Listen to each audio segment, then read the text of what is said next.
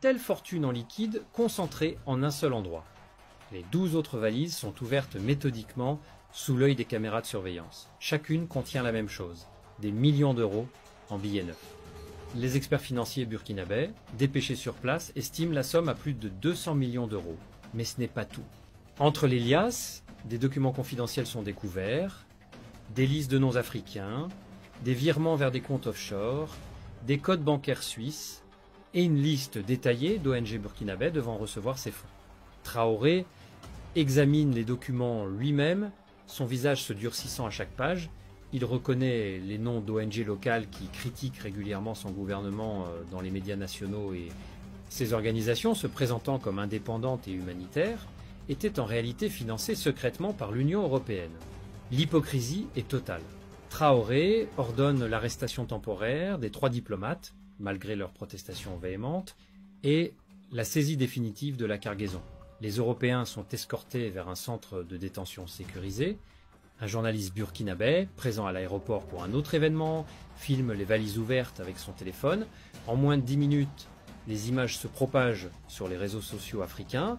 Le hashtag TraoréLeaks devient viral, cumulant 5 millions de tweets en quelques heures. Des millions d'Africains partagent les images des 200 millions d'euros, applaudissant le courage de Traoré.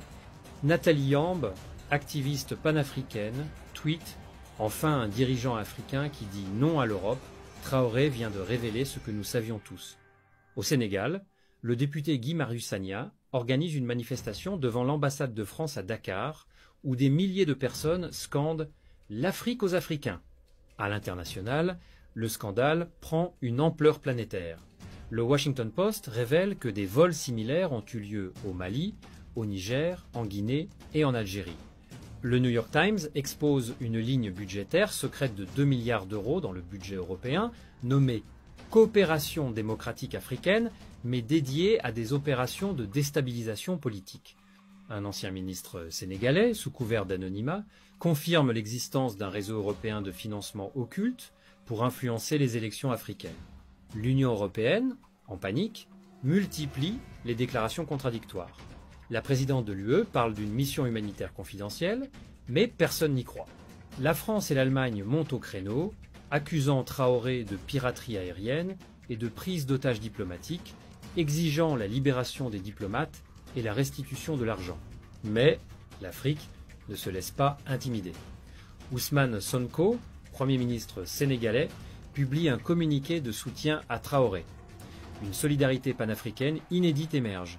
Les experts burkinabés, aidés par des cryptographes russes et chinois, décodent un document classé secret défense portant l'entête de la Commission européenne. Ce qu'il révèle est terrifiant. Un plan de financement massif d'opposants politiques dans 15 pays africains, dont le Burkina Faso, le Mali, le Niger, le Sénégal et même l'Algérie. Le document mentionne le président algérien Abdelmadjid Tebboune, qui aurait reçu des fonds similaires avant sa réélection controversée de 2024. L'UE avait créé un réseau continental de manipulation électorale. Des photos satellites, fournies par des hackers russes, montrent des réunions clandestines entre diplomates européens et figures politiques africaines dans des villas privées juste avant l'arrivée de l'avion.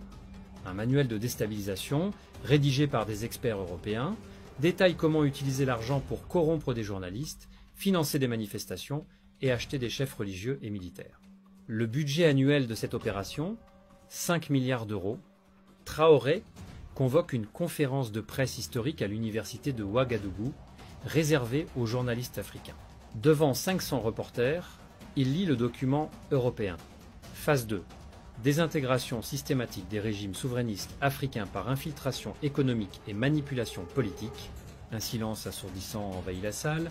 Certains journalistes pleurent, réalisant l'ampleur de la manipulation. Traoré conclut « Il pensait que l'Afrique était à vendre. Cette époque est révolue. » 2 jours après la conférence, Traoré entame une tournée éclair à Bamako, Niamey et Conakry, rencontrant les dirigeants de l'Alliance des États du Sahel. Il propose un traité révolutionnaire, l'interdiction des fonds étrangers non déclarés et la création d'une banque panafricaine indépendante pour financer des projets sociaux sans ingérence occidentale. Les 200 millions d'euros saisis seront investis dans des écoles, des hôpitaux et des routes au Burkina Faso. L'avion européen est vendu aux enchères, les bénéfices allant aux familles pauvres sous forme de microcrédits. Le Mali, le Niger et la Guinée adoptent des lois similaires de transparence financière. Le Sénégal, la Côte d'Ivoire et l'Afrique du Sud étudient cette révolution juridique.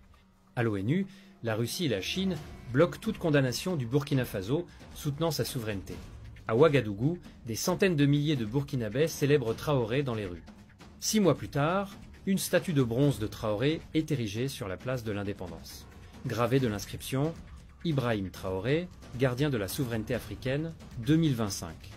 Ibrahim Traoré a transformé un scandale en un mouvement panafricain de souveraineté. Les 200 millions d'euros, symbole de la corruption européenne, sont devenus un outil de développement pour le Burkina Faso. Cette affaire marque un tournant. L'Afrique refuse désormais les manipulations occidentales. Que pensez-vous de l'action de Traoré? L'Afrique peut-elle enfin écrire son propre destin? Partagez vos réflexions dans les commentaires, likez et abonnez-vous pour plus d'histoires inspirantes.